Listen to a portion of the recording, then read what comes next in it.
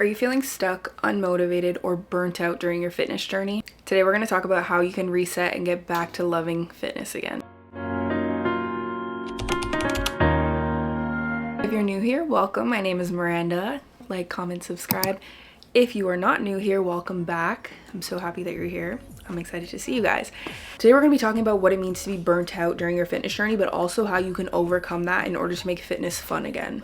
If you ever felt like giving up on your fitness journey, trust me, you are not alone. I've been through it. A lot of other people have been through it. I'm going to tell you 5 powerful strategies that can help you overcome being burnt out on your fitness journey. And I'm also going to tell you how to make it fun and stand on business in 2025. Tip number 1 is going to be to create achievable and realistic goals. I know you've heard it all before. When we go to school, everyone's like, make a SMART goal, make a SMART goal. But they apply in real life. A lot of things in school don't, but this one does, I promise you. Instead of saying I want to lose 20 pounds in 1 month, which is not healthy, first of all, and it's also not realistic, give yourself a short-term goal that is more achievable so you're able to overcome all of this and make sure that you can achieve it in the time that you're looking to achieve it in. For example, you could probably say I want to lose 1 to 2 pounds a week, which does sound realistic and can be achieved. So it gives you a sense of accomplishment and something to look forward to for the next week, to maybe step on the scale and be like, I did that, just that. Tip number 2. Celebrate your small wins. I feel like a lot of the times we see the bigger picture and we're not seeing the small things. So, for example, a small win could be you took 10,000 steps every day for the week. We love that. Celebrate that.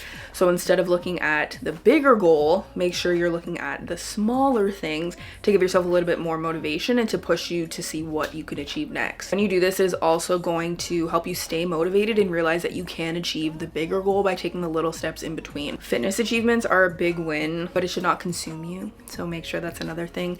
Make sure you're getting in all of your steps or whatever your fitness goals are. Make sure you're doing it organically and not pushing yourself too hard. Sometimes we can overlook our body needing rest or all of that good stuff. So just make sure you're prioritizing your wellness and your mental health as well when on your fitness journey. Tip number 3, find a workout partner or a support group. So if you are someone who needs someone to give you a little kick in your ass to get to the gym or even start your journey, it's a great thing to find that one friend who can maybe be on the journey with you. Or if you don't feel like you have any friends that are on that journey at the moment, even a support group. Big one for a lot of people could be Instagram, TikTok, Threads, all of the above, or even YouTube. Like, you can find somebody who is on the same journey as you, or find a big group of people that are. My brother just decided to ruin it. Hi people. I'm waving bacon because I'm currently I don't have a shirt on, so. Protein! Subscribe to my podcast, like my podcast, baby.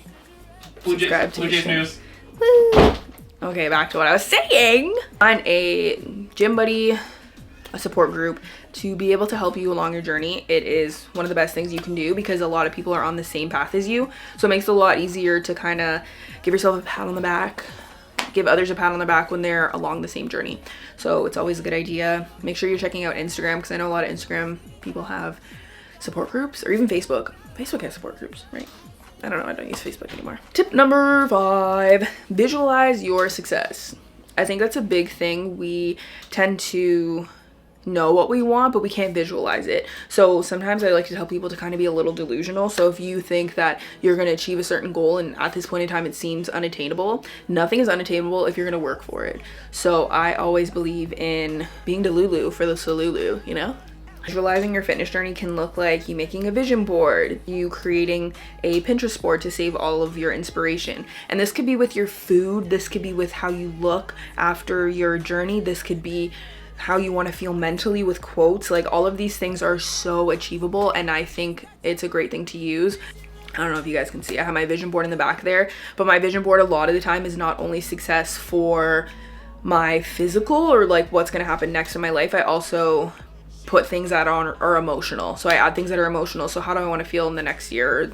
How do I want to see myself? Where do I want to see myself? So it's a great thing for you guys to do. It also gives you something to look forward to, because sometimes we feel like the journey is so far, so unattainable for the time being, that we're not giving ourselves a chance to see what could actually happen. I hope these tips will help you stay motivated and consistent on your fitness journey.